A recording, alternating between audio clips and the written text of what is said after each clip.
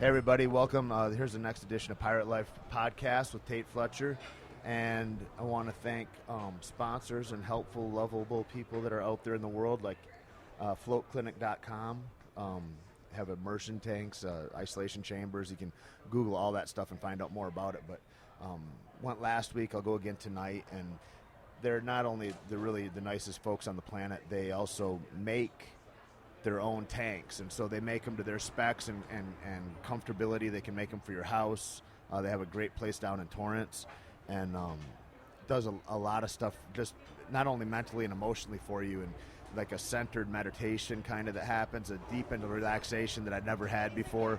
But also there's a component to it where they do spinal decompression, like you're weightless in a body of salt water where you're floating, and even laying there and feeling like, oh man, I'm pretty relaxed right now. There's another level of just letting go that happens where your bones start to crack and release. It was really fucking phenomenal. So anyway, Float Clinic down in Torrance, those are my guys and they're fantastic. Deuce Gym, you can find them at deucegym.com. Do a lot of strongman lifting kind of craziness down there, and they're right across from Whole Foods in Venice. Right now today, actually, they're doing a skills and drills class that you can go and check out for free if you're in the public, and see what that's like, or if you're visiting and passing through. Great guys to see. Logan Gelbrick, you can find him at Functional Coach, and you can call up. You can find him on Twitter. You can find him at Deuce Gym on Twitter or on Instagram. And also, what else is going on? Of course, 10th Planet Jiu-Jitsu.com. You can find them at 10th Planet JJ. And here sitting today with Kenny Florian, who happened to be jet-setting back in town from Canada, and going to talk about all kinds of things. I've never sat down with Kenny before, so I'm pretty excited. We're here at Hugo's in West Hollywood, where they're nice enough to bring us food quietly and let us just chat away. So I'm hoping my batteries will last for this. And thanks for coming to meet me, Kenny. Absolutely, man. We're just talking about injuries and such, and training and staying in the life after the fight is over, kind of, and what the next incarnation is. And it's something that's super interesting to me, just because in my life and my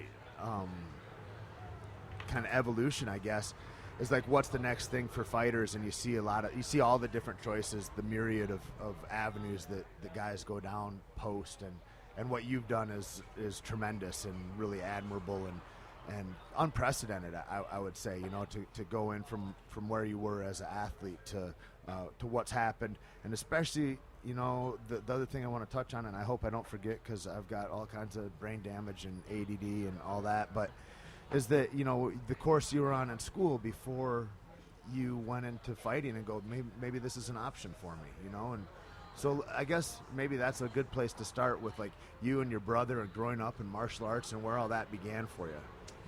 Yeah, as far as how I got into it? Yeah. So, man, I was in martial arts pretty much my whole life.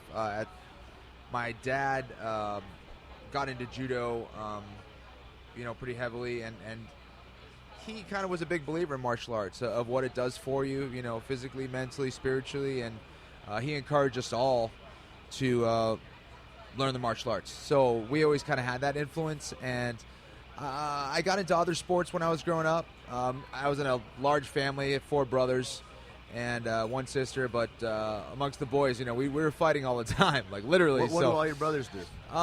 They all do different things. Pretty much business. Yeah. They're all in business and real estate. Any of them, like your brother Keith, he got to be a pretty high-level jiu-jitsu guy. Yeah, he's right about his game there. Yes. Keith and I, we have a school in Boston, Florian Martial Arts Center. And, you're the only two that took it that far. Yeah, exactly, yeah.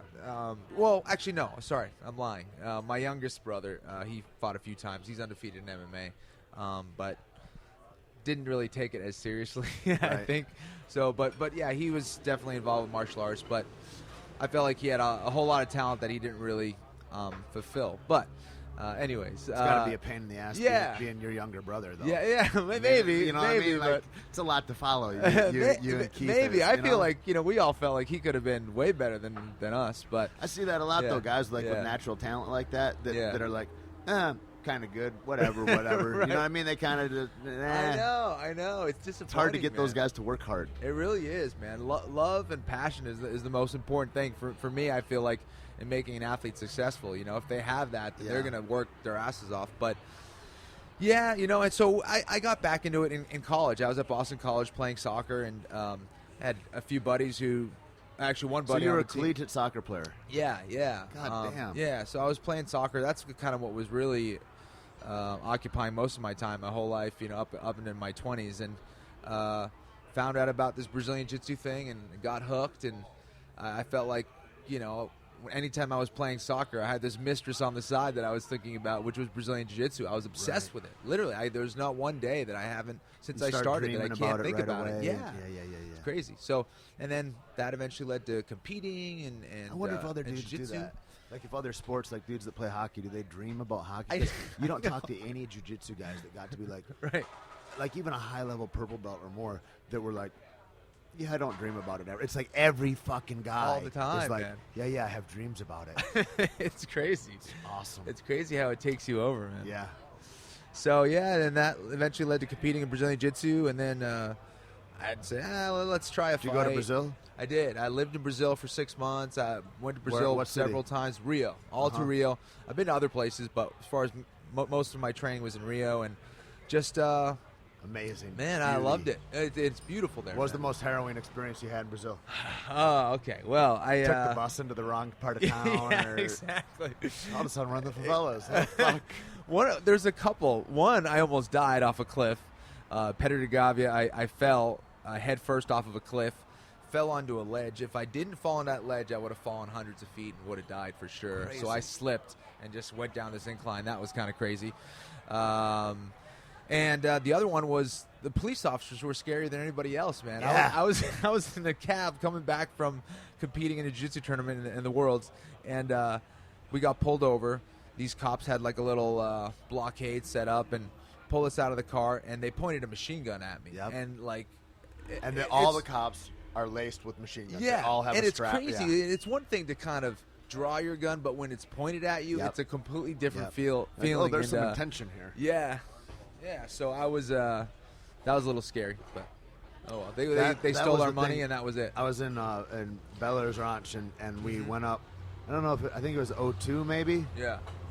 and that was the warning. Like in Bel Air, it was cool. Everybody was really super kind, and it was weird because like there's like all these dangers of Brazil, but it was like Right. that was the nicest group of people I ever met in my life. Yeah. Everybody's like, there's fences around everything, but Sure. everybody's smiling and gracious and like really lovely, man. It was great. Yeah, the same. That's one thing But you'll you notice. get to Rio, Yeah. and in Rio, we're walking by the cops, and everybody's got machine guns all of a sudden. And I was like, huh. And we're on the beach, and I'm just looking, and my friend slaps me. He's like, hey, don't look at them. He's like, they're going to see that as aggressive. Yeah. And they're going to come over, and they're going to rob us and maybe lock us up. And I was like, they're police. And he's like, yeah, they're the most dangerous people here. They I was like, are. all right, noted. They and then you are, hear some man. of their stories, and you're like, holy. It's fuck. crazy, man. But they're in warfare, too. I mean, It's true. It's true. You know, but I've been through the favelas and never had an issue. But I've been stopped 2 or 3 times by police officers and always left with less money than when I came. So, do they ever leave any money, or do No, they take it all? no, They they take it all. always They're take it. never like, here's $10. Yeah, Take, no. right. Sorry. Yep. Always left with a little less. Pretty sure you got a card, American. You'll be fine. Right. Rad. So then, what years were you in Brazil? I started going in '99. That was the Wow. first time, and then I've been going ever since, man. Yeah. That was some of the first. I remember seeing VHS tapes from like 98, 99, Yes. 2000 from the Worlds down there. Yeah, You know? It's yeah. crazy, too, how much jiu-jitsu's changed. Because I remember, I think it was Jean-Jacques that maybe he got finished with a footlock or something in one of those. There was like a famous match, and everybody booed because Right. footlocks were looked upon as sneaky back then, you know? Mhm. I think maybe because the American wrestlers they didn't want to pass the guard, and so they would Right. just jump on feet right away, Right. right? Crazy. Yeah. So anyway, I digress. Yes. So we're at Boston College playing Yeah. soccer, Yeah. and you go to Brazil for a little while. Yeah. And just I loved it. Did you man. graduate from BC? I did. I God, graduated you're a bad from motherfucker. My crush gets deeper and deeper. Yeah, I graduated, and I was married actually shortly after college. You were married Yeah, then? yeah. I was married shortly after college, and Holy- Man, after I had that like near-death experience when I fell off the cliff, I came back and a lot of things in my life changed. I actually ended up getting divorced. I really wanted to. I quit my job after that incident. So you had like a vision of some kind, a moment of clarity, and you're like, no way. I'm doing the wrong thing. Okay. I'm doing the wrong thing. I need to commit myself to the martial arts. That's what's going to make me happy. And if I died on that rock, it would have been a pretty miserable death, that I was doing something that I didn't love and all that stuff. So I went back and, told my ex-wife about what I wanted to do. And, like her and a lot of people in my family, like, why would you do that? You can't make any money, blah, blah. And I always thought it would be opening up a gym or something, and being a teacher. And that eventually led to, just teaching private lessons. And then I was competing in Brazilian Jiu-Jitsu tournaments. And I was probably making, I don't know, maybe $500 to $750 a month. And I was happy as hell, man. I was like the happiest dude in the world. And, and eventually I was like, I'll try a fight. I'll try another fight. And that eventually led to Dana White being at one of those fights in Boston and told me about this thing called The Ultimate Fighter. And that's how that went down. That's so sick. Yeah. It's crazy. I didn't know you were married or all yeah. that. And a collegiate soccer player, that's a big deal. Yeah. Like that's a high talent. Yeah, thanks. Yeah. So you'd smash David Beckham. I wish, yeah. One I wish I was making David Beckham money. It'd be no problem. He just played. I just heard he played for some league, and then he donated all his money, like $20 million or whatever he got, to some children's charity there. That's crazy. How dope is it? All I thought was, how much does that motherfucker make in his other time? Where $20 million? $20 million doesn't matter. Go ahead, take That's a good life. That's so nice. That's awesome, man. That's where we're going. That's what's huge. next. Cool. So then you. That's the weird thing about, I think, with jiu-jitsu guys. Everybody thinks they can be a teacher. Yeah. Which is not true. Right. And then everybody thinks that you're going to be able to make some money. I remember when I was looking at my first teacher, I was like, so you teach jiu-jitsu a couple days a week or a couple classes a day, and then what's the stress about? But, like, you open a place, you got to pay for the lights. You got to, like, if you're not in somebody else's place, if you have a standalone business, it is a tremendous amount of troubles, heartache, and like, is this going to work type thing all the time? But there's such a joy, because I don't think there's anything better than giving in life. And like in that thing where you're like, you see it click with somebody else and they're having dreams about it, and you're like, yeah, I mean, that's some beautiful experiences.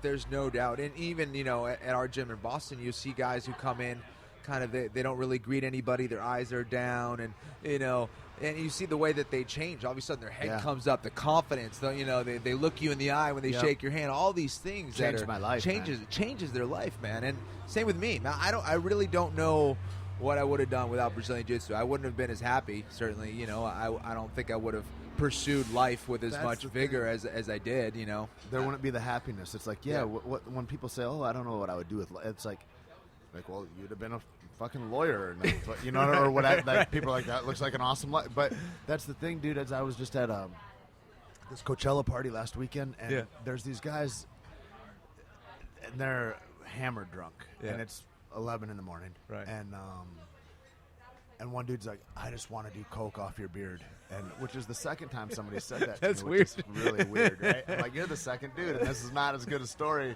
as the first dude. So stand down, gentlemen. That's great.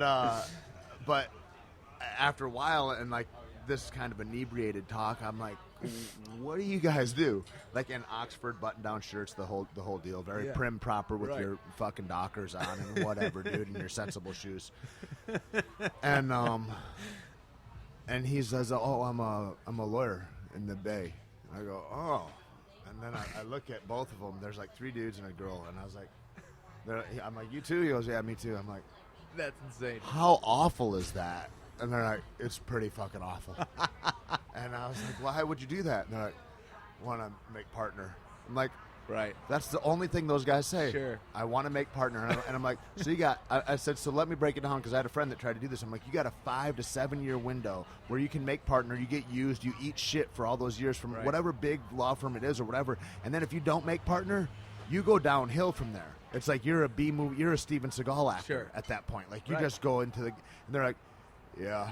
And just hammered, and they're like, I haven't slept in 4 days. You want to go do a bump right now? I'm like, no, I'm good, dude. Like my life, not this way. But it's like it's like that kind of thing of like what is happiness? And I was like, and I was fascinated by him. I was like, if you could do whatever you wanted, what would you do? And they start going, I'd be a marine biologist, right? And I'm like, you know you can do whatever you wanted? Did anybody ever tell you? And they're just, it's like, that was the freedom that jiu-jitsu gave me, though, was that kind of a, like, here, whatever you want. Because this, you're going to kill yourself if you do this. Absolutely. It shows you that there is a way. It just comes down to hard work and learning. I wish that they had something in this country where they made, how they have like mandatory military service, that they had like something like a mandatory, like Israelis, 1 year of like you do 1 year of wrestling, 2 years of jiu-jitsu, and like a preparation for a fight, something. Have every single person do goals. that. And it teaches you about hard work, about discipline, what it means to go through pain, what it means to to finish a product. Yeah, exactly. I feel that we do what we're told, and the two options that every parent probably gives are, do you want to be a lawyer or a doctor? That's what everyone talks about. Man. All right, we're just getting a little breakfast here. Thanks, bro. And those are pretty much the two options that every kid hears. Do you want to be a lawyer or a doctor? That's the highest standard. But no one talks about what you're passionate about, what you love. Finding what you truly want to do. I love that dude, Alan Watts. I don't know if you ever heard any of his. Yeah. But God damn. And he's like, build what you love, and the money will come. Build that life that you dream after, and the money will come, and it doesn't matter. And the other side is, at the end of it, you are dead. Sure. And we don't know what that means even, but, like if that's the case, you might as well be filling it with all the enjoyment and all the love, because what you have, your spirit, your energy, that's all you have that can grow in this life. That's and absolutely if you mute that energy, you're not doing yourself or this world. There's no evolutionary service that you're doing to anybody. And if that is the purpose here, then it takes it's important that we're mindful of where that goes. No doubt, man. I don't know, man. I posted a thing on HDHD or ADHD medicine and all that, and that talks about, like, if a kid's antsy, we tell them relax and sit down and sit here for 4 hours or 6 hours while you're at school and figure your shit out. And if you can't, we're going to put you on some medicine because Jimmy doesn't behave very well or whatever the deal is. Right. And that whole thing when you're talking about, like, that missing component, not even just in college age, like 17, 18, 19, like to have, like, here, you're going to do Habitat for Humanity for a year. You're going to build poor people houses. Then you're going to go to the Army for a year and a half. You're going to learn about physical discipline. Right. Then you're going to go and you're going to do jiu-jitsu, strong, like, and for real jiu-jitsu. Not like you're going to do it a few times a week. You're going to do it 5 days a week at least, and then you're going to have conversations with those guys that you're friends with now on the weekends also. Like, you're going to go do every tournament within 500 miles of you. Right. Because that was the big way it was back then. We were in New Mexico. Fuck, we would fly to Florida. Like, that's where the Pan Ams are. We're going to fly there. So we would spend upwards of like $800. You'd save money for fucking 3 months to get to a goddamn a $400 airplane ticket, going on a car, going in a hotel. Exactly. You got 8 guys sleeping in a hotel room, and you're going to go and you're going to have one match potentially. If you lose that match, that is it. It is a single elimination. There is no feel-good consolation prize like in wrestling where you can have a wrestler for the second place. Right. You have lost. That's it. And, God, there was something so fucking great in that, dude. It was awesome. My friend Isaac, he fights Gomi next weekend. And I remember we went there once, and, all the preparation that goes into it. And Isaac had all his plan. He's going to go. He's going to pull guard. He's going to do this sweep he's been working on. He had it all worked out exactly, right? They go out, slap hands right away. Boom, the dude pulls guard on him. Isaac's like, wait a minute. Next thing you know, Isaac's armbar. It was awesome. But like those kinds of times, it's like you can't replace those with anything. And so then going back to the little kid today, and people are like, well, yeah, it's too bad schools are not equipped to deal with kids the way they ought to. And I'm like, it's too bad that you as a parent thinks that you should defer responsibility to the fucking school. Exactly. That is crazy. And then another girl posted on her, and she goes, when you get a puppy, they say if you want to train that puppy, the best way to do it is to go wear it out and play with it for an hour or two beforehand, and then it's able to listen. It's able to calm down enough because it wants to learn, but it needs to get that out. And I'm like, isn't that interesting that we know how to train dogs better than we know how to train people, like raise people? It's amazing. The whole education system needs to be reworked and changed. The goals need to be re-identified. Everything, the way that kids learn today is messed up. It's all a lot of it is counterintuitive to how you should learn, how you should investigate the world. A lot of it's do as you're told, stand in line. Those are the first things that you learn as a kid, is standing in line, keeping your mouth shut, Yep. I don't know. Do you think that there's a... Do you think as an institution that government wants to make people smarter or dumber, though? I mean, in as much as, like clearly we're doing things that are not helping those people. So do you think that there's a concerted, conscientious effort to go, you know what, let's just make them pay attention and stand in line nicely, because we're just going to put them in prison later anyway? It makes perfect sense. It makes perfect sense. The less educated the country is, the more they can go about their agenda, make the laws that they want to make. And if you're not aware of those things, you're not educated on those things, you can't fight back. Yeah. So, I was listening to Scarface from Ghetto Boys once. It seems a funny place to learn this. However, he goes, yeah, that Constitution everybody talks about, have you read it? Because if you don't know what it says, it doesn't apply to you.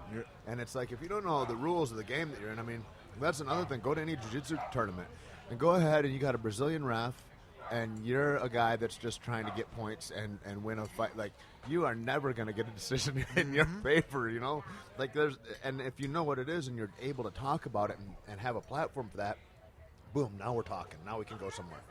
And that's not a slam against Brazilians. You guys know what I'm talking about, you motherfuckers.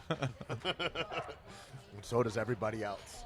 Yeah, I mean, it's true. There are tons of biases, tons of laws every day that are done to benefit the few, and that's just a matter of fact. Look at what companies are doing. Big companies are getting bigger. There's fewer companies controlling everything that's going on in the world, and it's scary. It really is scary, and a lot of people are aware of it, or just either blind to it, or they don't want to believe that that's what's going on. It's an amazing thing when you look at how few. Somebody sent me an infogram deal on like Procter & Gamble, Nestle's, RJ or Kraft or something, and then little lines coming out and going to what all those companies owned, and it's like they own everything. Like if you're buying Dolce & Gabbana, fucking Nestle owns that or whatever. Yeah. Like it's like they're all owned. When people talk about all the news comes from 5 sources or whatever, or 3 sources or something like that. It's like that when you're buying toothpaste also. It's like that with everything now, which is crazy. And that's the one thing, like, I always felt impotent about it. And I go, you just got to vote with your dollars. You got to be conscious of where I spend each dollar and where it goes, because I'm funding my own slavery now. Like, if I go to Walmart, I'm buying into Whack and Hut. I'm buying into my own. I'm buying into the imprisonment of other people. Like, that's what I'm doing. Yeah, you'll see these companies that are these all organic companies that are allowing themselves to get bought out by a larger company that produces GMOs, and they're all about, like, they could easily change it and change the game for us. And it's, again, it's all become about money. It's all become about money. It's crazy when you think about how much is enough, And like the guys that are doing that are at the top of it. It's already, there's nobody in their bloodline for hundreds of years that'll ever have to work. Like, they're all going to be fine. But being fine isn't what it is. It's almost like it's a sick addiction, like an obsession where it's like, I just want to have that tick on my bank account more or something. It's weird. It's like at the point where it's like, you know what? The only way we can own water is if we destroy all the water. Let's destroy the water, and then we can own the water, and then we'll sell them the water because they need water. It's like, are you like, that's a maniacal plan that's in place, that Nestle's trying to buy water right now. Like, that's crazy. Yeah, I mean, that's otherwise smart people. That's the unfortunate goal of capitalism in many ways, is that it is about who's making more, how much money you can make, and it's become this race, this brutal race. You were in law school? I was not. I was. That's what everyone expected me to do. Yeah. Yep. Yep. That is the thing. I mean, you look at that and I could debate. I've got crafty arguments, whatever. You know what I mean? Whatever you think as a kid, where you're like, that'd be cool. And then you learn what law is like, and it's like some dude sitting in the office. Growing up, there's not very many trial lawyers, really, Which is what looks like the cool stuff to do. Right. The stuff you see on TV. Yeah, yeah. Your perception, you know? Yeah, you want to be in Law and Order. Yeah. Right. How long were you thinking about retiring before you retired? You know, I injured myself, I think, in November 2011, kind of shortly after my last fight against Aldo. And, man, I tried to come back maybe two times during that period, and my back was just garbage. And I said, you know what, I'm just going to make an official retirement here, and I'm not sure I can come back, you know? But I still had it probably in my head for another 6 to 8 months after that. Like, maybe I can't come back, you know? I'm going to try to get physically better, and just wasn't able to really get back to where I wanted to be. If I was going to come back, like, I hate doing things half-assed, and I always felt like every camp I was able to... Were you ever annoyed at this is how good my brain is. I blank on Randy Couture's name. That guy. Why would you remember him? That Randy guy. Do you ever get where you're like, fuck Randy, you retired 16 times, bro. Come on, quit it. You're dick teasing everybody. Right. And you're like, I don't want to do that. I want to, you know. That definitely was something on my mind too. Of like, I don't want to be that guy who retires and comes back. But I still, you know, I missed it. I did miss it. Not that there's anything wrong with Randy. That's not what we're saying, Randy. God damn. Right. So yeah, but I wanted to do it because I did miss it and I loved it. But you know, just physically, I was never able to come back the way I wanted. And if I was going to come back, I would have liked to put more effort than less effort. So right. Yeah. I love the thing Randy says about that too. Like, as you age, your training has to accommodate that, and you can't get in shape. You just have to stay in shape. That's the biggest difference. 100%. And if you have an injury, I mean, that's the thing. It's like you got a guy that has a knee injury, and he's out for a year. Well, fuck, man. People, you know, that's the thing that trips me out is I look at guys like with John Jones or Lyoto Machida or Anderson, you know, these guys that are just exceptional, that are the next level guys that you're like, oh, it's like watching that Jackie Chan movie that's watching, you know, or whatever, to where that wasn't possible before. You know, 15 years ago, we'd have laughed at a guy like that, like, oh, you're going to bring your karate or whatever, you know what I mean? And now you see that stuff, and it's real, and it's like that human potentiality. Like, when humans start, like, you tell a little kid that Jackie Chan's not real, he's like, go fuck yourself. Of course it is. Right. And now you see, I just got a video from a little parkour kid a friend of mine has, and it's like cartwheel kicks and stick work, and he's 8. And it's amazing. And so anyway, like the whole thing when you start looking at guys like that, as good as they are, as good as the untouchable at our sport are, Hoist is irrelevant. Right. You know what I mean? He was a guy like.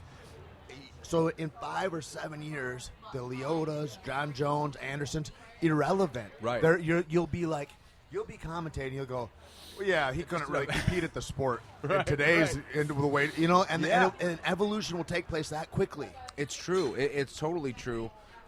You look at the evolution of the sport. I mean, it's still a young sport. MMA hasn't been around that long, so we're seeing new techniques all the time. That's what's exciting about being a part of it right now. You know, you look at how many years boxing's been in, and we still kind of get these dynamos, people that are doing things differently. So yeah, it's changing all the time, and that's the beautiful thing. And hopefully it continues to evolve in that direction, you know. And then you'll see a lot of techniques become recycled. What is old is now new, and what's new is now old. You know, with Lyoto's karate, the same thing. You know, I think a lot of it has to do with how great of an athlete he is, how quick he is, but amazing. His application of it. But it's these techniques that a lot of people used to write off. You know, the front kick to the face, you know, for a knockout technique. Or even his stance. Right. You know what I mean? It's like when I saw him fight Tito, and Tito, I mean, he's got good wrestling double leg, like a good solid, and he shot on him, and Lyoto simply moved. Right. And then Tito's face hit the fence. And there was no skin of Lyoto's body that Tito's fingertips were even touching. And he did that 3 more times. I was just like, how does he do that? How does he make a high-end athlete look silly? Right. Like Anderson with Chris Lieben. Mm-hmm. Chris fell down a couple times because Anderson simply wasn't there anymore when Chris attacked him.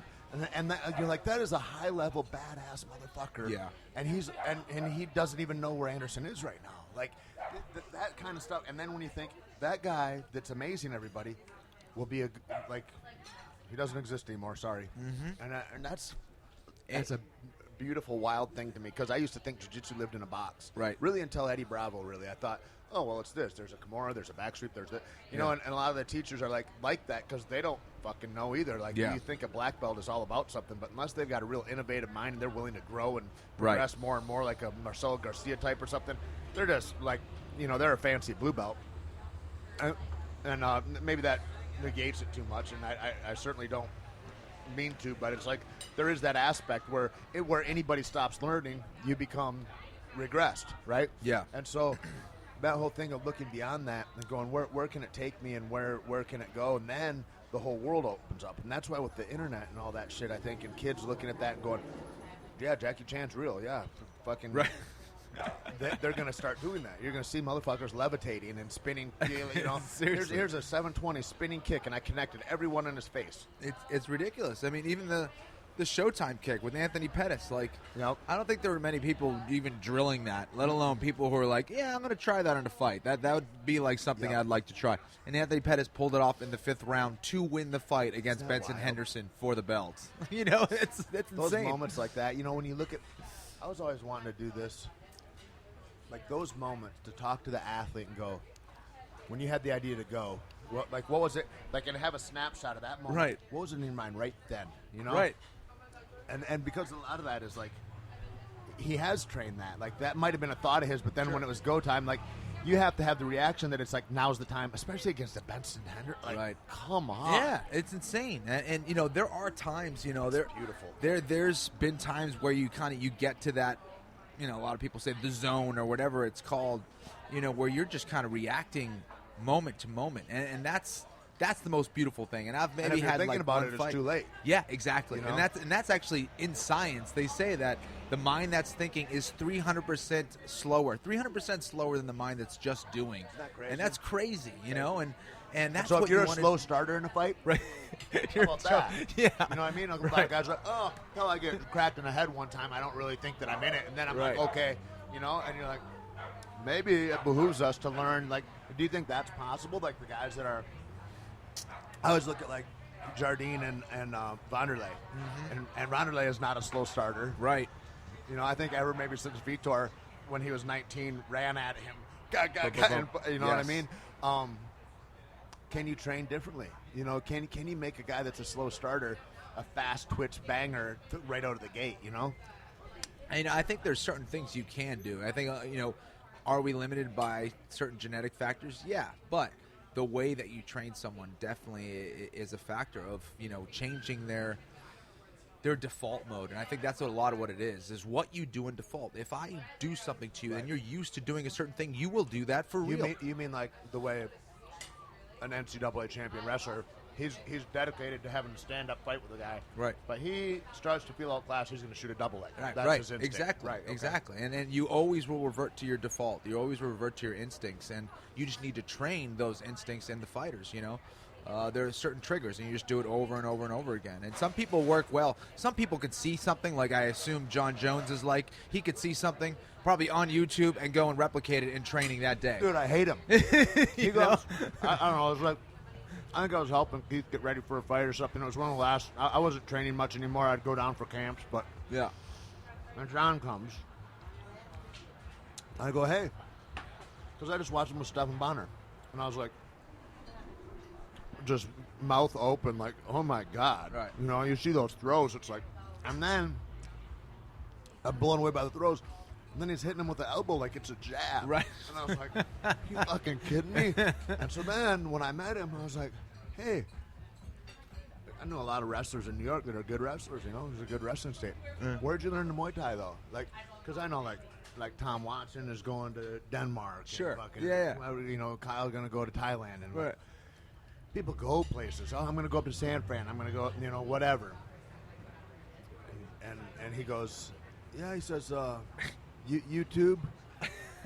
And I go, huh? And he goes, I just watch YouTube. And then I go, oh, I can do that. And, you know, he says YouTube, and I believe. Yeah. And that whole belief factor. That's a huge thing, man. It's fucking retarded. It really is. I mean, for him, I was like, God damn you, you know, because, like, here I am, a fumbling, like, idiot, like, clumsy. and I'm like, you just look at that on television, and then you can see that. And that's amazing. It's an unbelievable. amazing, beautiful aspect. Like, that's a gift, you know, and there's certain things that I guess that I've seen, like jiu-jitsu wise, like, okay, I could replicate that and I'll be able to do it. But for the most part, man, I was a repetition guy. You know, I was a guy, I had to rep it out, do it as much as I can until it became a default. Yeah, that's it, man.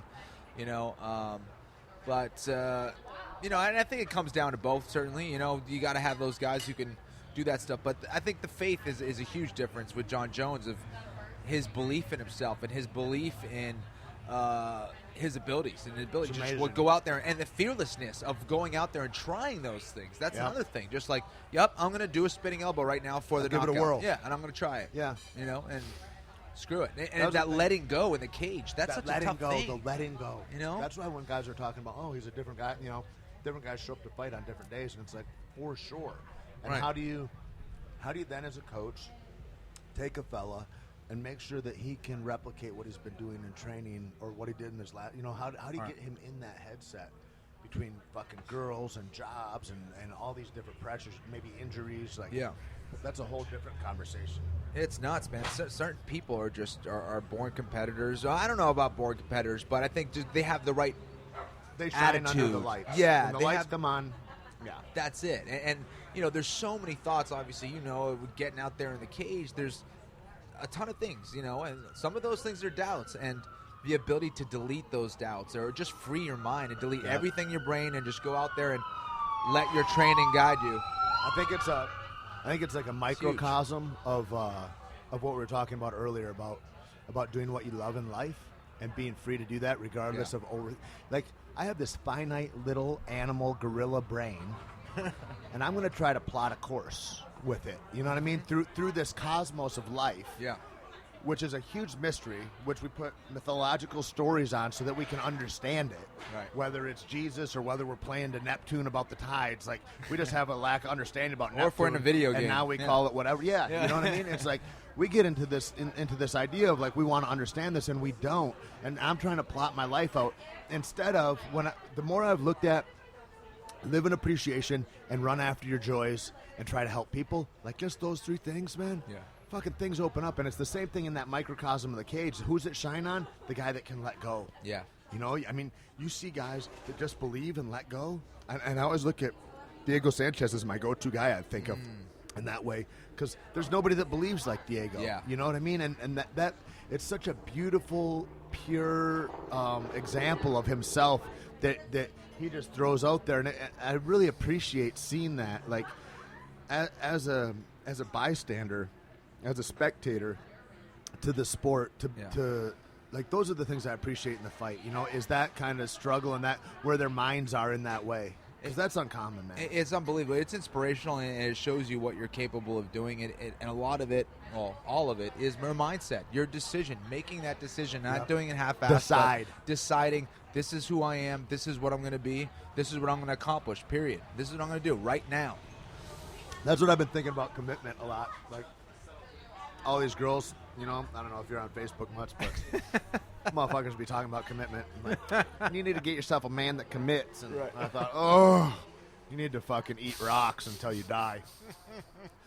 But it just sounds so foolish, you know. It sounds silly. Like, somebody else need to do something else so that your life can be what you want it to be. That doesn't seem like a good negotiation to me. But when I look at that, I go, who's the idiot, Tait? You're taking some dolt's definition of commitment. And, like, and I look at, like, a double leg, and I go, I can teach you distance and where the pressure is coming off of for your power and your depth and turning a corner and all. But I can't teach you commitment. Like, commitment is what you need. Otherwise, you'll never take anybody down. And it's like that in every single aspect of life is to have that commitment. And in that commitment is a freedom. Like, and whether it's with your chick or whether it's with your job or whether it's with learning a new technique, it's like being 100% committed to that. I remember Mike Van Arsdale once. He's a great coach, man, and he was like, he goes, hey, I know a lot of you guys are younger dudes in the room right now, and we're doing like a meditation, I guess, after class, and like there's 30 or 40 savages laying on the mats and sweating, and it's the long practice and the lights are off, and he's talking. He's like, a lot of you guys have decided that you're young enough and you got a long career ahead of you and things are going to be fine and you got time to learn these things that we worked on today. He says, I need you to consider that there's other guys that have decided that they need to be better today, and they're going to be. Right. And there is no fucking time. And like put under that kind of construct, it's like it changed a lot of things in my head. I was like, this so is true. You got it. When are you old enough to start a business? When are you old enough to fall in love? When are you old enough to try to run something new? When are you old enough to help somebody to have something valuable to give the world? Right. Right now. Right. Like that's it. That's it, man. The whole Nike logo, the "Just Do It." They always say, "Just do it." It should be "Just do it now." Yeah. But yeah, it's true, man. And a lot of it is not being present. And to get all zen here, but being present in that moment and making those decisions. If your mind isn't in the right place, your mind isn't appreciating those actual moments. You're not understanding what's going on. You can't go out and pull the trigger when you need to, and that's what I think is so fascinating about our brains, of where it's either going what we should do, it's that calculating. lag time. Yeah, that lag time. We either need to train it or we just need to make that decision, and it really is both. But you see these guys who may not have, John Jones may not have great technique or great fundamentals as, say, but some other guy, Leota or whatever, may not have the experience, but he pulls the trigger when he needs to, and that's what it's about. So crazy. It's unbelievable. Yeah, and he surprises people. Because he does it with such commitment. That's exactly what it is. I mean, you look at I look at his fight with Ryan Bader, who's I met a few weeks, maybe the nicest guy on the planet. Yeah. What a fucking kind person, man. Yeah. Watching his fight with Jones, and he's a sun-kissed kid wrestler. Yes. Fucking John goes, I think I'm going to take him down with a low single right away. It's crazy. And he does that the first round and just kind of moves around on top of him. And Bader probably found himself in a position, because those wrestlers, they don't want to work from their back. They don't want to get up. They're like, I'm a dominant wrestler. I'm the best wrestler in the world. I'm not going to fucking get put on my back ever. Right. What happens if you do? And what happens if you do is you lay there and you feel helpless. And then you've never felt fear like that before, where you're like, this is what helpless feels like? And then that second round, dude, he pulled half guard. What wrestler ever pulls guard? Or you know what I mean? It's like you watch dudes break under commitment like that. And it's funny because, a lot of people say something about John Jones. They say that he's good in training, but he's not unreal. And then he gets out in a fight, and he'll out-wrestle the best wrestlers, he'll outstrike the best strikers, and he'll submit the best jiu-jitsu guys. It's chokes crazy. he just learned of. Yeah, right. It's unbelievable. Can I get a little cup, a small empty glass? Thanks. It's insane. Yeah, dude. Like, I remember Joey Stevenson, it's one of the early times that John came there, and John's like, hey, how do you do an arm bar? He's already had professional fights. Right. How do you do an arm bar? He just teaches him a fucking regular spinning arm bar, and no big deal. And then he's pulling it off later that day in live time against people. It's just like, there's those kinds of athletes are coming, and they're like en masse, and now there's money to pay them. It's crazy. It's like when you start seeing the collegiate wrestlers, and you start seeing the track athletes, and you start seeing those guys with those guys. Like, I was looking at, who was it, Woodley that just fought? Tyron, yeah. The kind of explosion and aggression So that he has. fast, man. I would say nobody will beat him in a first round. If there's only one round of a fight, he wins every fucking time. Right. The only thing you can hope for is that your technique will beat him years later, or not years later, but rounds later, as time goes on. This is some of my cold brew coffee that I just made last night. Nice. I just need you to have a taste of it, see what you think of it. Sweet. We're looking to come online with this for Caveman Coffee soon. Nice. So this isn't out yet? No, it's just what I make in my house. And then we're just putting together a system to do it so we can get... Awesome. But there's no aftertaste to it, and I don't drink black coffee, but anyway, I digress. Yeah.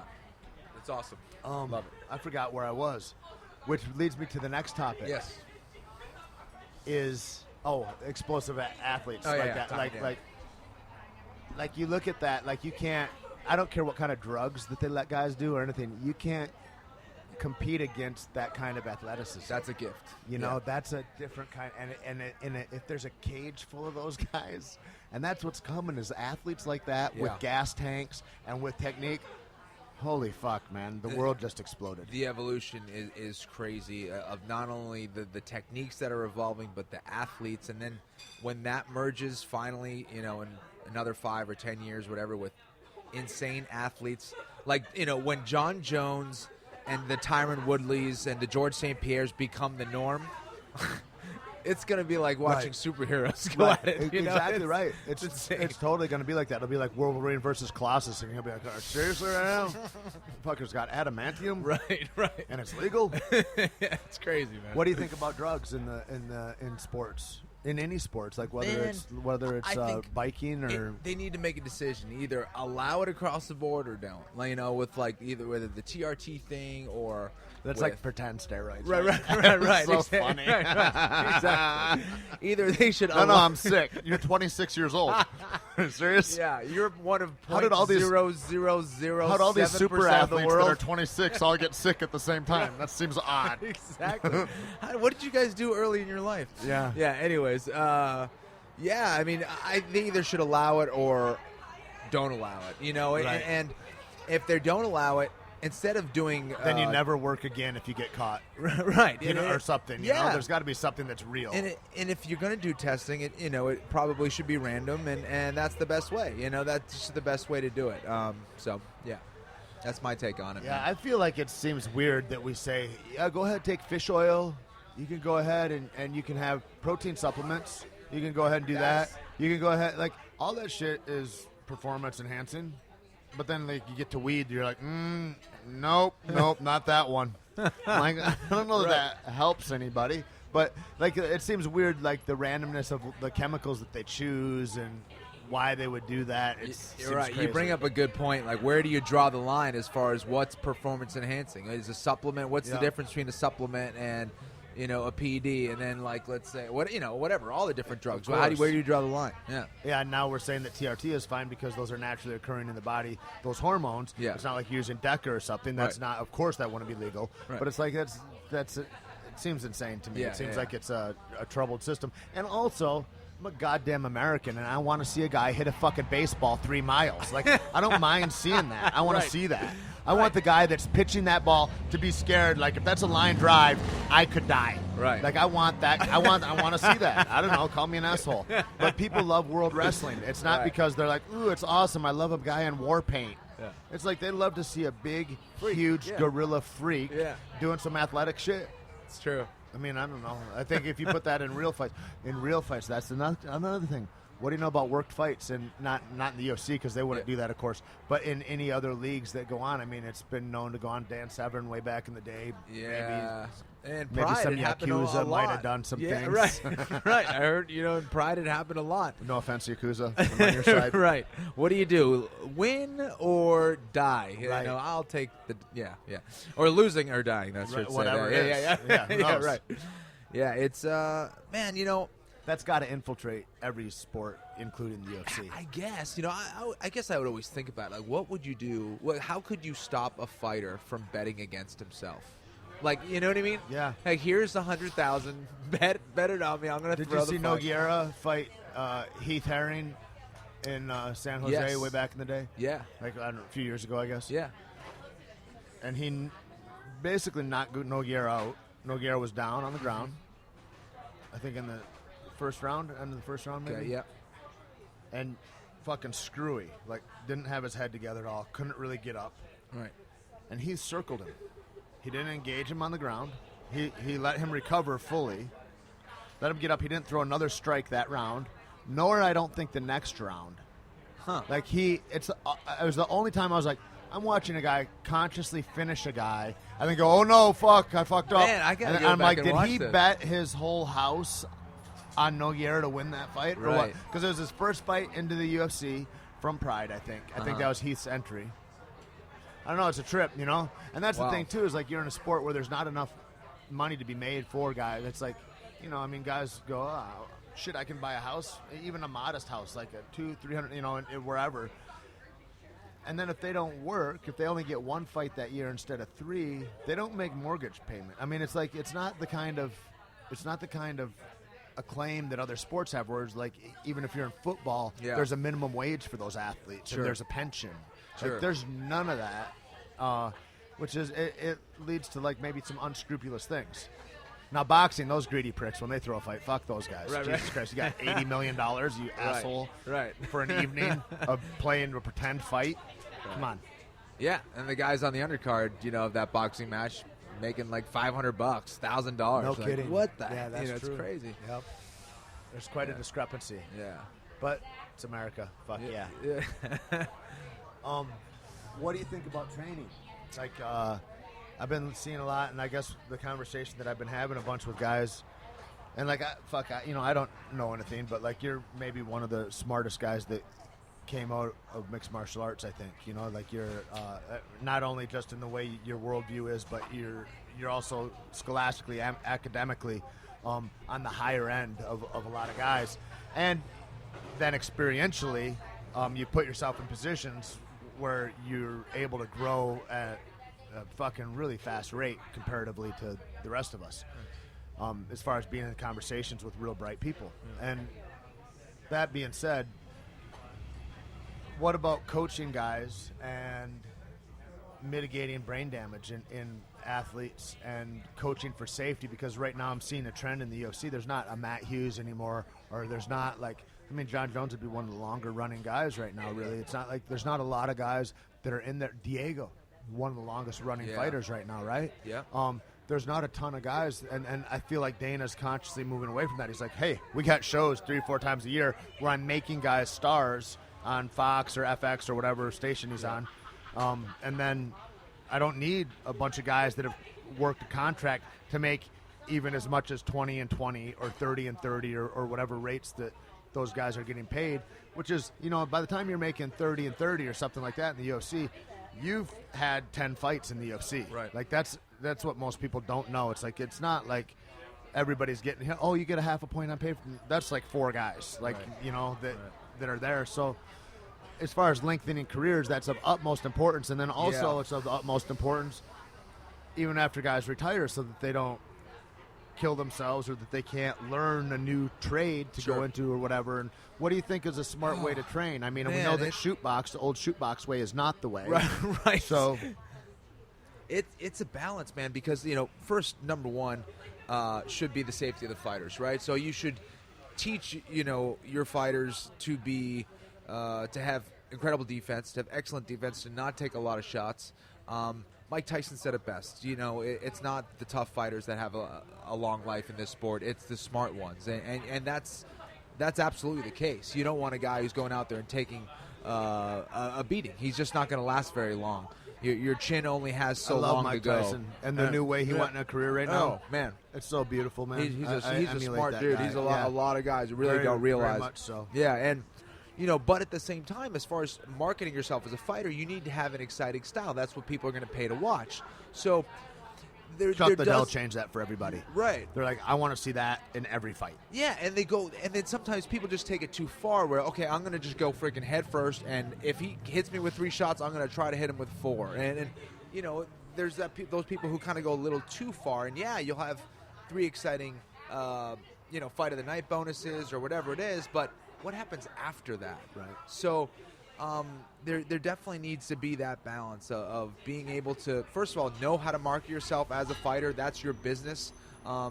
Having some kind of exciting style, but first also having your own head and body in mind for the future, and knowing that you can only take so many shots, and you got to be smart with your body. And not to mention, is it worth it?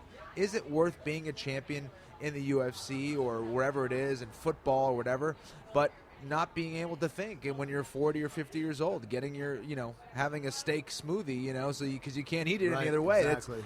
So some people would actually say, yeah, it is worth it, because that's all they want to do is win. But that's a small scope, though, right? That's a scope where it's like I can't see 5 years down the road. Right. Yeah, and that's the crazy part of it, is that, like, as young men that are young and highly testosterone driven, animalistic, kind of savage alpha male men, that's who we're talking about. And for them to, like, it's kind of like the minute you start thinking about, like, what am I going to do after I fight? Right. You're already done. You've already weakened your commitment and your 100%. desire. You know what I mean? A great And it's point. like, by the time you've thought that thought, it's maybe too late. You have 2 or 3 fights left. Yeah. That are, and that's crazy. But that is, I mean, that's my experience, and that's True. like when I talk to a bunch of guys, they're like, as soon as you start thinking there's anything else, like, I'm going to need to do so. That's a fear that plants a seed that fucking grows, and it will weave through your entire psyche and consciousness. It's crazy. You're absolutely right. It's funny. Someone was telling me the other day, they're like, man, you're so smart to have thought about getting into broadcasting and opening a school and all. I'm like, man, I didn't think of any of those things. No. it just fortunate happened. Yeah, happenstance. exactly. Yeah. Like, I wish that was the case, that I had this whole plan. But yeah, you're right. You don't. You know, that shouldn't even creep into a fighter's mind. Right. Yeah, And you're so, and then at some point, it has to. Yeah. You know, and there becomes that thing. It's like right now, I wonder. I don't know. I don't want to gossip about anybody, but you look at like George and the way he's come and gone and all that stuff that's happening, and what a beautiful fucking another real bright guy, and the way he trained, he was one of the first guys where we'd do circles a lot, you know, where there's a fresh guy in every round, and very small rest periods in between, and George's like, I don't think I need to do that, and it's an interesting idea. And like I look at Robbie Lawler, another guy that I never knew was that smart. That I'm like so impressed with him going, why do I spar? I already know how to fight. Right. And like, so then there's that thing of like, how do I make an athlete? How do I know he's tough? That's a great card. Yeah. And everything. I love, Batman you know, sitting in West Hollywood. Listeners just don't appreciate this, but it's morning on Saturday. And we just watched a girl walk out. She looked very nice and classy in a way, but in a knit, nighty negligee, skin-tight bodysuit, floral shorts that were very smart and arched her wonderful. back and looked back at us. Yeah. And butt cheeks hanging below it. I mean, and then a Lamborghini drives by. I'm sorry, Idaho. Hashtag I know that's LA. not happening in Iowa. Anyway, that's why I'm here for you guys. That's why I'm here for you. Anyway, Robbie was talking about all that. Speaking of Iowa, and he goes, I already know I'm tough, and I started thinking about that. And so then I started, you know, guys will come in and they'll be like, I want to fight MMA, you know, at the gym, and okay, of course you do. You got any wrestling experience? Have you ever competed at all? Chess tournaments? Anything? You know who you are under the pressure of competition, sir. Like, and maybe we find that out first. Right. And so there's all that grandiosity, but guys that are serious, that have some talent, that are like purple belts or better in jiu-jitsu, or that are NCAA champion wrestlers or something, they're good at one thing at least. I'll send them to a gym. Like, go to Jackson's. Like, if you're in Albuquerque, go. If you're up near San Jose, go to AKA. Go to, you know what I mean? Go to a place where they do that. Yeah.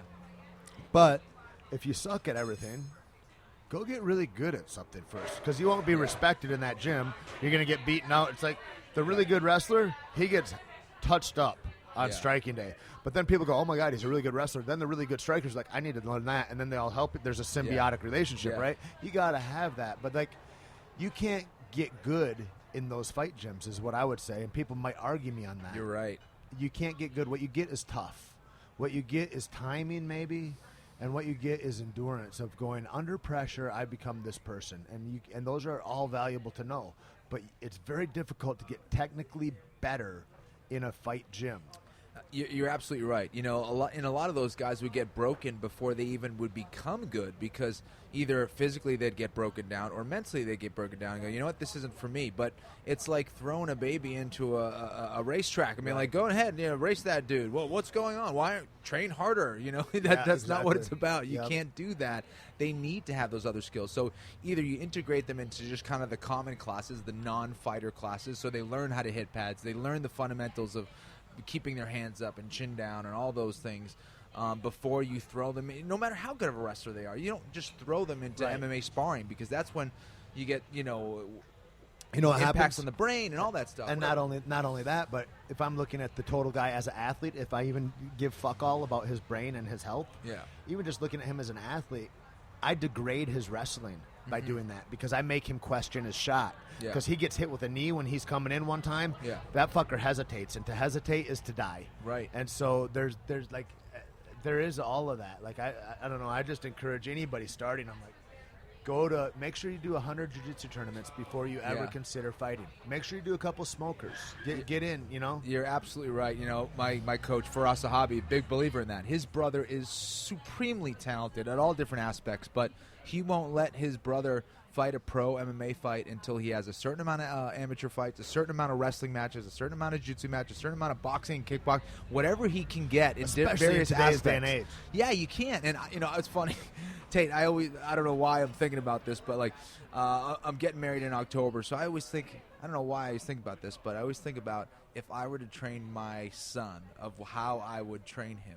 You know, if he wanted to become a fighter, how I would train him, either become an MMA fighter or a Brazilian Jiu-Jitsu guy, whatever it was, what the proper way, mentally, physically, spiritually, like what's the approach? What's that perfect approach?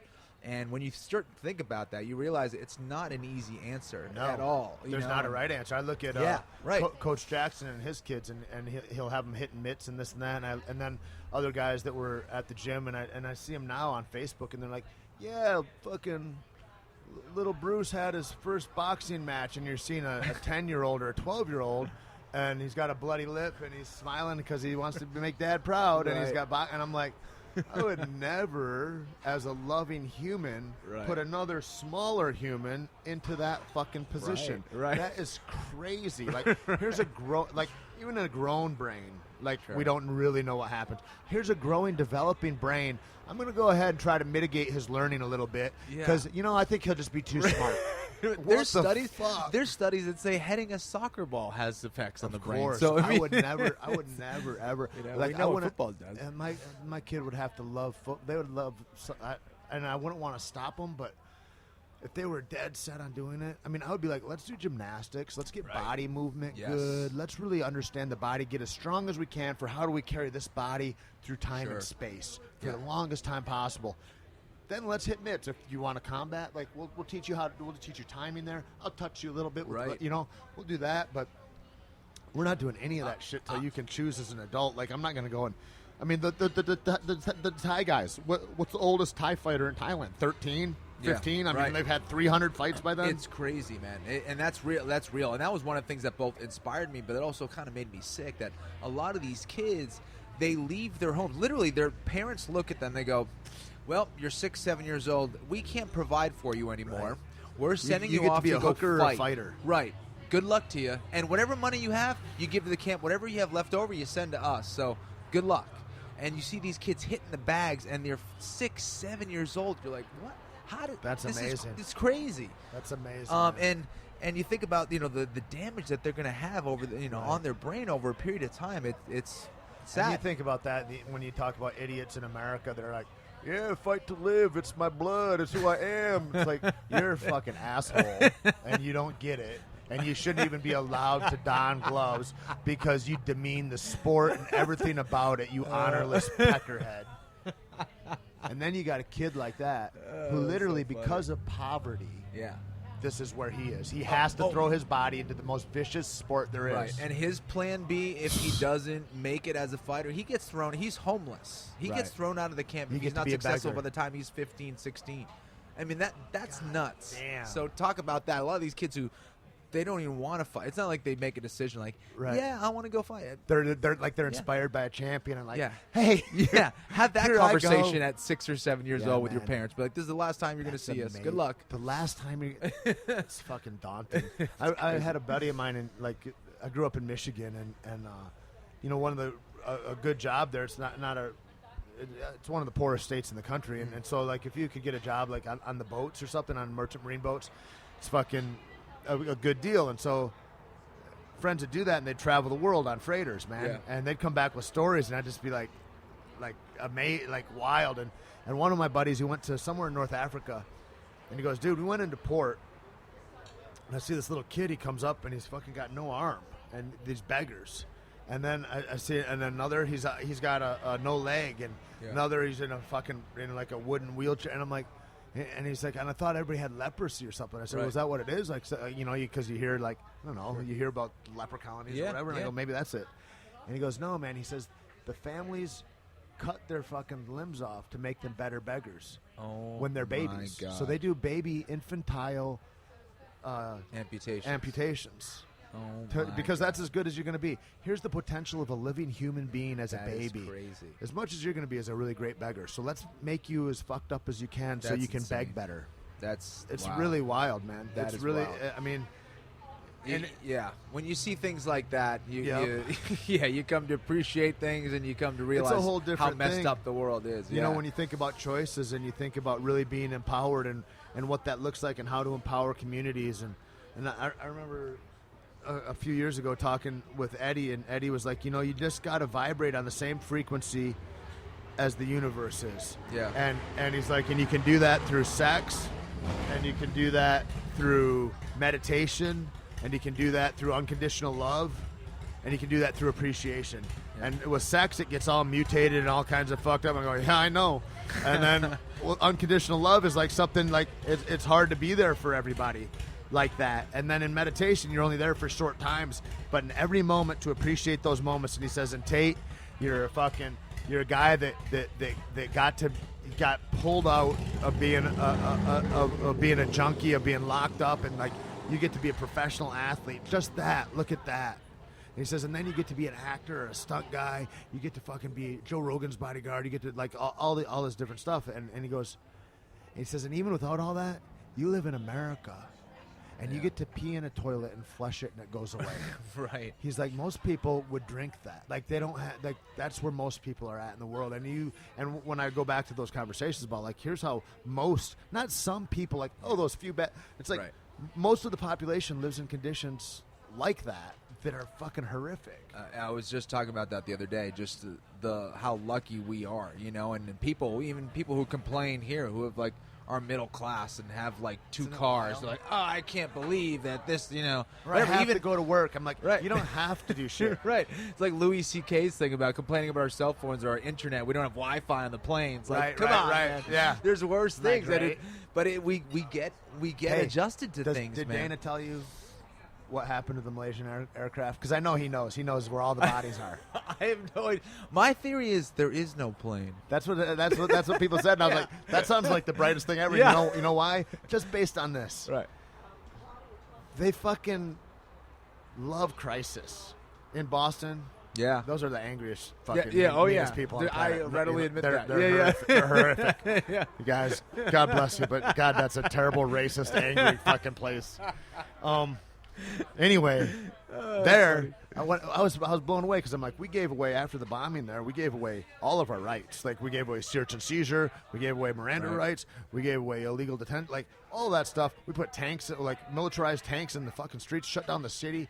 People were unable to go to work and provide for their families. Like back in the day, dude, if I miss one day of work, I don't make money. I don't make my rent. Like it's like they put people in a horrific position. Yeah. And I go, how many people died for that time? And somebody told me 3. And I was like, for 3 fucking people that happened. I'm like, that's fucking crazy, because I'm pretty sure that a drone killed like 20 people in Pakistan that are faceless to all America. Like, and like when I start thinking in those kinds of terms, it's like it's baffling to me how our consciousness gets so mutated by just what we're shown.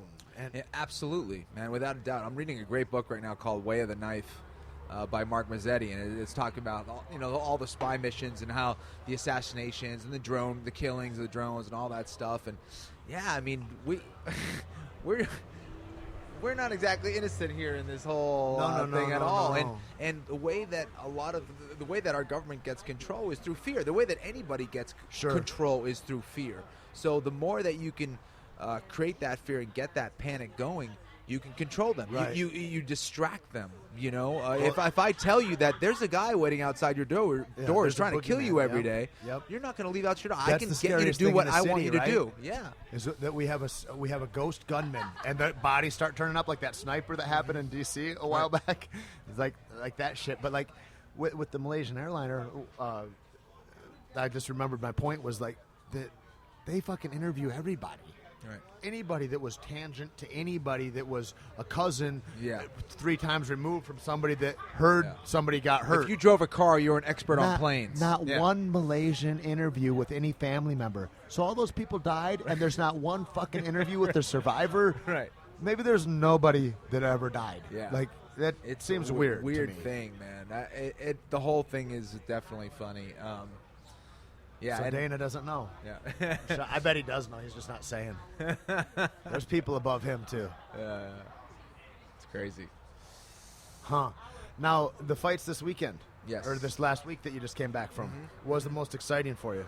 KJ Noon's knockout of Sam Stout was brutal, man. That was crazy. Overhand right. That came really quick in the fight. It was maybe 20, 30 seconds into the fight.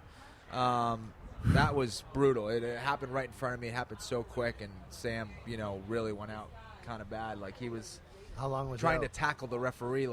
He was wrestling the referee for maybe 7 seconds. Then he got up after that and still fell. So he definitely got hurt in that fight. Yeah, it was tough to watch. That was crazy.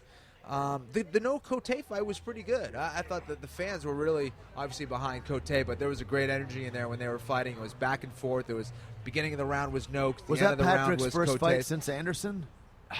For a while, not since it's Anderson, been a long but for time. a long time, man. Both of those guys, Noke was out for a while. Yeah, He was Noke's injured, had a and bunch of Cote, I think, surgery, was yeah. out even longer. So Nicest guy on the planet, Kyle Noke. yeah, oh my gosh, yeah, Beautiful. Such a And nice Pat, Cote seems like a great dude, he too, is. man. Yeah, he's a cool guy.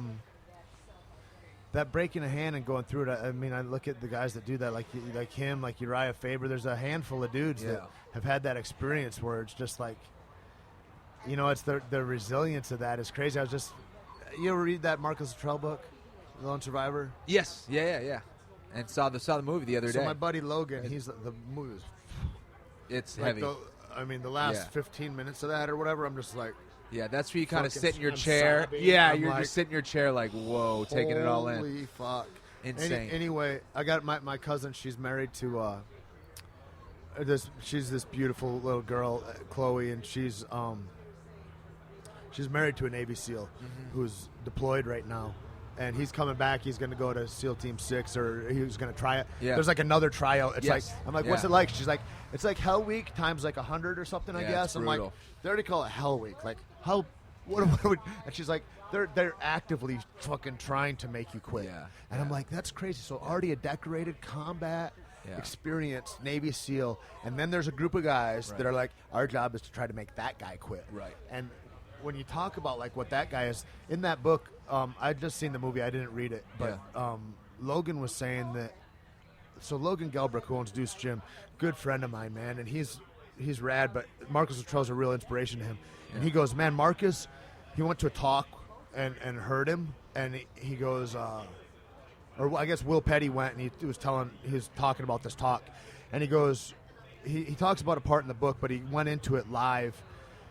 And both legs are broken. He's fucking taking moss and putting it in holes to soak the blood so he doesn't bleed to death. Yes. And then he's pulling it out and he's sucking the blood out so he can stay hydrated so he doesn't die of dehydration. Yeah. And then whenever he pees, he saves every drop to drink. So rude to have a fire on a day like this. And so he's drinking his urine and his blood steadily. And he has to go 7 miles to the camp. And he's crawling, 2 broken legs. So he's crawling, and he's drinking his blood into his piss. Yeah. And he takes a stick or his rifle or whatever, his longest reach can, and he draws a line in the sand. And then he fucking draws his body up. He crawls his body up until his feet are past it. He looks over his shoulder and sees his feet are past the line. And then he sucks some more blood out or whatever, and then he draws another line. And he does that for 7 fucking miles. Because 7 miles is insurmountable to crawl that way with 2 broken legs dragging behind you. But he figured he could do those 6 feet at a time. Insane. That is amazing. And so then what I thought about that, with the broken hands and all that made me think about was that there's not, he's not thinking about, oh, this is uncomfortable or there's pain here. Right. There's a point where he's choosing to not give up. He's choosing to not just lay there and die. He's choosing to not draw the enemy in and say, even being captured would be better. He's choosing not to engage in a firefight. He's out of bullets at this point. And he's like, I'm going to crawl because there's a greater fucking mission in his mind than laying there and dying. Right. And what he said is it's to get the story back so that I can tell everybody's family members what wonderful men they were and how they died bravely and valiantly. It's unbelievable. You know, there's a great line. Crazy, man. You know, you only know how strong you are until you're forced to be put in that situation. And everyone's level of pain and intensity and survival is different. Some people are just, hey, that's enough, man. Yep. And you know, and you're absolutely right. If Luttrell was put in that situation where, you know, it was just him and all those things weren't at stake, he probably would have just died, and that's it. But he, like you said, he had something greater. There was a bigger mission that was pushing him forward, and you know, his level of survival, his will to win. I mean, it's insane. It is insane. That's the thing. I think that I don't know. There's a guy asking me. He's like, "Well, how long did you do like?" He's like, I've been doing Muay Thai on and off or whatever. Like, I don't know. You know, everybody comes and they tell you what their fitness activity is, right? Yeah. You're like, I don't need this conversation, but and I go, fuck, I don't know, like maybe 10 years or something, I don't know, and I said, you know, I started in jiu-jitsu and then whatever,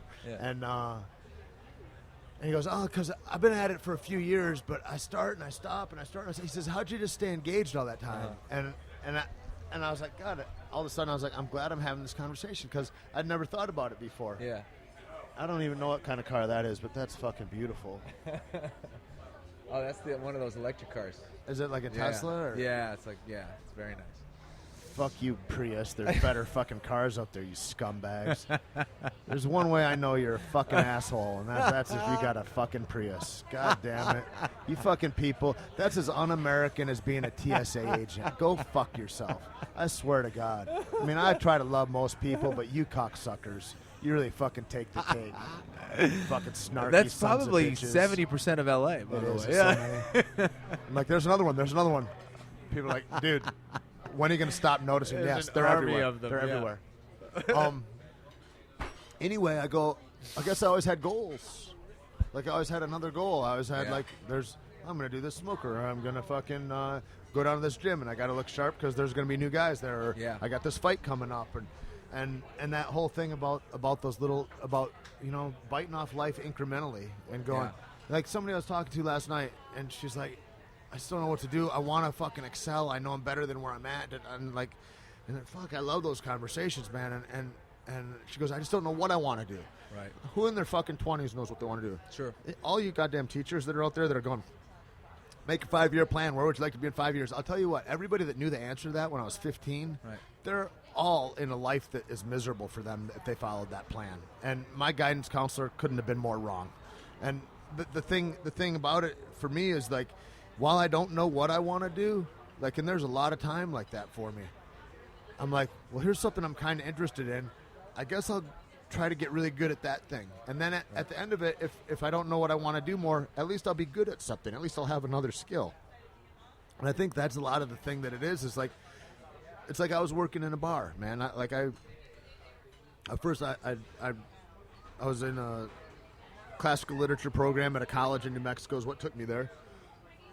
And then I got arrested on a bank robbery charge and had some trouble, and one thing led to another. I ended up getting out of the life that I'd been in and moving into a new life, and so when I got a job, I was working construction, and that was shitty. And then I started working in a nightclub, and I was like, oh, this is great. I get to look at fucking cute girls and get paid and just stand here and I'm looking at IDs and smiling at people. This is rad. Right. And that was a pinnacle job for me. I'm like, if I could work here every night and never have to put on fucking a hammer belt again, I'd be fucking stoked, man. I'd arrived. I'd arrived. Right. And then that happened a few months later, and I was like, this is fucking awesome. And then I'm the head of security, and then I'm running security teams and all over and anyway, whatever. But while that was happening, then that got tired, and it's like, it's just a job. Yeah. The way everything does for me anyway. I don't stay engaged very long unless I really got a purpose. But then what my purpose was jiu-jitsu. I found jiu-jitsu at that same time, and I go, I'm going to do everything I can. I want to do jiu-jitsu all the time, every day. I'm going to go twice a day. And that job allowed me to go to jiu-jitsu at the times jiu-jitsu was. And so I fucking did that all the time, and that was awesome. And then as that grew,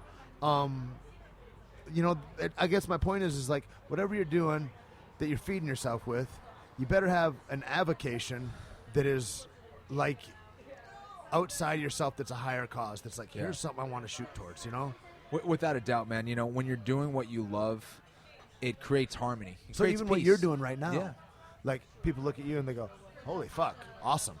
But it's like, for a guy that's traveled a road like you have, I would be shocked if you weren't going, oh, there's another 3 projects that I really like to see come to fruition outside or after broadcasting or in an adjunct to that or something, You got it. You got to have, that. And I think for any kid out there or whatever, you need to find what you're passionate about. You need to find what you love. That's what creates that happiness. That's what creates that inner harmony. And I think we all need that. We all need to have that. And, again, talk about schooling and stuff like that. I think there should be 3 years of junior high instead of 2 years. Should be 5 years of high school instead of 4. And I think there should be 5 years of college instead of 4. Because one of those years should be spent traveling and meeting people and doing different things. Because that's how you get to know about other people. That's how you get to learn about other things. What happens in the first year of college? What's that? You get HPV. I mean, that's like you're just making a bunch of bad decisions, basically. Right. That's it. Right, but exactly. You should get HPV in Italy or something if you're going to do it. Right. But there's no programs of going out and having a kid go out and see art or hang out with an artist or going out and making music with some band or meeting someone or traveling, doing different things and really learning what life's about and what they may like. And seeing the thing that maybe you read in a book. I remember, I was maybe, I don't know if I was 30 or something. And, to me, it seems like, is that like a whole different life? So it seems like I was 12 years old when I was 30, right? So, but I was in fucking Florence. I got to go there after the Worlds in Brazil, and I met my girlfriend there. And, dude, to go and see the David that you'd seen in books and shit, right? And here visually, like you can touch, it's right here. Yeah, is such a striking fucking thing, man. Yeah. To go and here's where Bonfire of the Vanities took place, or whatever. You're right. This is fucking amazing, Yeah. And you're seeing structures. There's a structure. There's a bridge in fucking Florence, and the Axis army was retreating. Germany and Mussolini's guys, all those guys are retreating while all the Allied forces are coming from the south. And so they're all fucking hightailing it back to Germany if they can. And they're blowing up every fucking bridge on the way to try to waylay the coming Americans, right? Mm-hmm. And there's a fucking bridge in Florence that when the commanding officer of the German troops got there, and it was too fucking beautiful. And he blocked it and shit on one side, but he wouldn't give the order to blow it. He was like, it's got to stay intact. I can't destroy this, and that's fucking some beautiful shit, man. So there's shit in the world, man. I totally agree. You gotta get out and see out and see stuff, talk to people, talk to different people, talk to weird people, I think not just traveling it, but going there, get a little, fucking travel around to 5 or 6 different, whatever, and then live there and work in a coffee shop for 6 months. Right. Be with the people, be in that. That. Those are experiences that would, really revitalize America, I think, make them great, give a worldview to our youth in a way that it's not engendered right now. And you talk about, fucking, trying to co-opt our power through war and shit. It's when you look at the Gulf War, even in the first 2 years or something like that, I don't know, somebody had run numbers and they go, for the whatever $1 trillion that we'd spent there, however many that was, we could have rebuilt every school, hospital, and roadway in the United States. And that's during, remember the time, the biggest recession since the Depression of the United States. Isn't that crazy? And so we could have revitalized all American workers, and we could have had everybody be in a better place scholastically, health care, sure.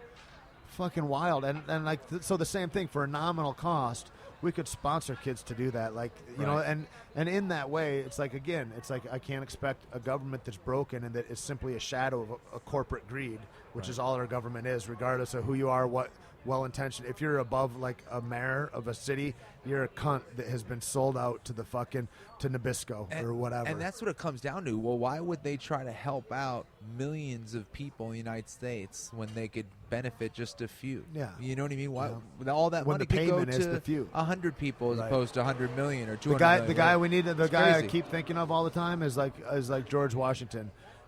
And after that war, they wanted to make him king.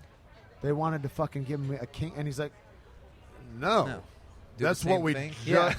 I don't know if you know what I just froze my ass off for, but like that was against that. Like, and then he begrudgingly took the post of president, and it was begrudgingly back then because it was a service. Because these guys were businessmen, they were running farms, they were trying to do their own thing. Yeah. And we don't. Now we have career politicians, which is hilarious. It's like, and all those guys are lawyers. Like, so you're good at arguing. Regardless of the side, you don't believe in anything. You just want to be the best arguer. And they're the face of the few. They're representing some companies that are paying them ridiculous amounts of money. And now the great thing is, or the really bad thing of being sarcastic, is that companies can donate across the board. So if there's 4 different people of 4 different parties running for one post, they could sponsor them all. They can give the exact amount of money to all of these. Isn't that crazy? Senators. Like, everybody's like, oh, if we had a third party, I'm like, dude, they got to check for that guy too. Trust me. Exactly. They're going to own everything. I mean, they almost own everything that's going on anyways. But I love the fear too they put into it, and crazy. They go, dude, you know, China's buying up all of Fifth Avenue in New York or whatever. Like trying to put fear in. You know, the Saudis own Iowa. Yeah. Like. Really? Like you can't create a boogeyman here for me when you guys are fucking robbing me with Big Pharma. I'm sorry. Like, you guys are creating diseases so that you can cure the disease. It's Stop so it. twisted. Just cut it out. It's so twisted. Yeah, that's a whole nother fucking thing. So then I started talking. There's a buddy of mine that was in prison on a weed charge, and he started doing CrossFit, and he got super duper into it. I did a podcast with him too a little while ago. His name's Lorenzo Hernandez, and Lorenzo's out now. He works at my gym in Santa Fe, and he's a fucking banger of an athlete, and a really I mean, I dare you to catch the motherfucker without a smile on his face. He's a good fucking dude, man, and he's out there just pushing good. And so I think on like 3 different yards, he started CrossFit in fucking 3 different federal pens, right? Because he got transferred a few times. And that are still going, and he's still in contact with those guys, which is fucking rad. Great. And so we started looking into it, myself and Heather McKernan runs my gym, and so she was doing a lot of programming for him and helping him out a lot, and she'd looked into starting CrossFit on a federal prison level, like really having a new conversation about health and care of yourself. And I started asking Rob Wolf about it, and said, you know, you've been around a long time, and he says, dude, I try to do stuff for the schools and everything. To get into that kind of bureaucracy, he says, you'll never flip anything, you'll never change anything. He says, but here's something we did look into that I never pulled the trigger on, and that is like starting a charter school. He says you can start charter schools for 7th and 8th graders or 6th, 7th, whatever age. And start it in your community. He says, and if there's 3,000 CrossFit boxes or across the country, and you built a template that caught on, and then other people did, and you're talking about what actual healthy eating that would keep you out of hospitals and things like that, think of that's a revolution. And like, so that's the thing. Like when we started Caveman Coffee, also that was all these things have been something like it's kind of like when you look at my gym or any gym, I think really with a higher consciousness, and you go, it looks like arm bars or it looks like fucking somebody doing a power clean or whatever, but it's like it's a conversation about empowerment. It's a conversation about growth and about enlivening people's hopes and desires in a way where they go, you know what, maybe I'm stuck in an old conversation and maybe I can instead of this, all the reasons I can't, you know. Sure. And to watch that change, I mean, that's the thing that goosebumps are for me. Yeah. But that thing about Caveman and where it goes with that is like, that's what we look at. Like I'm not interested in like having a business per se. Like I'm interested in a movement. I'm interested in having a consciousness shift, and maybe it comes and is funded through this or whatever, but like I'm interested in having Caveman youth programs and interested in having like things that are along those lines. And I think because of like with podcasts, it's like oftentimes it's like it's not the best time to go do anything or whatever, but what's nice for me personally, like when Rogan said, hey dude, you got to start doing podcasts, is like I got to sit down, like I hadn't seen Coach Jackson in a year probably, except for just hello, and I got to sit down for a couple 3 hours with him and talk with him, and that was beautiful. And it's like it promotes conversations that I wouldn't normally have, like this one. Right. But the other side of it is there's a bigger context to that conversation where through Twitter and through this and through whatever, people aren't alone anymore. Yeah. And like everybody listening to this is a part of this conversation and sparked with those ideas and going, you know what, maybe there's something about that. And you can come together like, and I believe that this is where the revolution takes place in that regard. You know, I don't know that there's a bigger outlet of freedom anymore. I think it's the last bastion of free speech that we have in a way. Right. And where things can happen, you know? You're right. I mean, whole movements in countries, you know, and whether it's Egypt or whatever, it's getting around because of things like Twitter and social media and podcasts and people that are going out there and talking. And, you know, in regards to your product, Caveman Coffee, man, I'm very thankful for it. And it's something that, you know, I love it. It's an amazing product. And, again, it's getting people aware about being healthy. Our whole approach to health, man, is totally messed up, you know, both on the information and how it is. Like, you get sick so we can heal you instead of preventing you from ever getting sick, you know, of not eating right. You know, people don't eat right. People, that's it. You know, people are asking the wrong questions. People are asking the questions, what do you do after you get sick? They're not asking, what are you doing to prevent yourself from getting sick? What are you doing? Are you working out? Are you eating well? Are you taking care of yourself? You know, it's all been about going out there and working and making money, but no one's thinking about ourselves. No one's thinking about eating right. And even what people don't even know what food is anymore. No. You know? Everybody's talking about, I got a Body by Vi shake, or I got a this or that or whatever. And I'm like, those fucking assholes. Like, those guys that approach me and go, we'll put however many people under your leg, you'll make an extra fucking $7,000 a month just by, I'm like, I can't, why would I condone something like that? That I think, like, here's chemicals to sell people. Like, we don't need another product. Like, what we need is to give money to fucking a legal coalition on a grassroots plane that helps the small farmer from getting overtaken by fucking big corporations. Like, how about, like, that's the conversation, Body by Vi, you cunts. It's not like how to build another shake for people so that they can stay in slavery. Like, I'm not about like, we're not doing that. And like, I don't know, that is the deal. That is where we need to head. Yeah. There's no doubt, man. The food in this country, what's happened to the farms and the farmers and what they're forced to have to deal with, it's crazy. My latest shame is my cell phone. I saw a video about a bunch of Chinese workers, and I think benzene was what they were breathing in, but they've all got leukemia now from working on these microprocessors for smartphones and iPads and iPhones generally. And then there's a heavyweight MMA fighter that was on Tough that is in the Congo now that's trying to help with the enslavement of pygmies that are there. Just I forget his name right now, but and he was on Rogan's podcast too. But he's like, these people, it's the richest, most minerally opulent place in the world, and it's run by feudal warlords, and then people are enslaved to harvest these minerals. And one of these minerals is the thing that runs all cell phones everywhere. So it's like we're all complicit in slavery in these, you know, and like and so on world conversations, it's like, you know, where do we get beyond that? Like, how do we broach those topics that are important, you know, and how do we push Apple or IBM or whoever to go, you know what, we need a different conversation for this, because I'm not willing to participate in this anymore. And is it enough for me being a fat, lazy piece of shit American that I'll be like, you know what, I want to get that new iPhone. Right. And that fucking burns me up, man. It comes down to education and you know, getting people aware of it and everyone coming together, man. And I wouldn't know about that without my iPhone. Right. I know. You know right. I mean? Wow. Actually, that's so shitty. I hate that's it. crazy. You got what's going on with you in the future here? What do you got going on? That's it, man. You know, just been doing UFC tonight with Chael Sonnen for Fox, and then I've been doing. Is he the most fun guy ever to work with? He is fun, man. He's a good dude. He's a funny guy. He's real funny. I'd love to meet him. We have I a ran lot into of him time. at Metamoris.